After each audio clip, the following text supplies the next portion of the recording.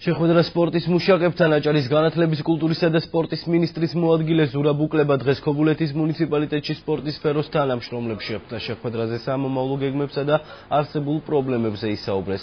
ზურაბ უკლებას განცხადებით მიმდინარე წელს ქობულეთის მუნიციპალიტეტში როგორც ქალაქში, ასევე რამდენიმე სოფელში სპორტული მოედნების მშენებლობა იგეგმება. უკვე მიმდინარეობს შუქურას მოედნის რეაბილიტაციაც, გარდა ამისა ყველა მწვრთნელისა და მსაჯის, როგორც პრაქტიკული, ისე თეორიული გადამზადება მოხერხდება. მიმდინარე წელს კი ქობულეთში სპორტული ღონისძიებებისთვის 60,000 ლარია გამოყოფილი. შეხვედრას აჭარის სპორტისა და ახალგაზრდულ საქმეთა დეპარტამენტის თავმჯდომარე და მუნიციპალიტეტის წარმომადგენლებიც ესწრებოდნენ. ჩვენ დავაყენეთ ჩვენი საკითხები, რაც საჭირო საკითხები გააჩნია ქობულეთის სასპორტო სკოლას.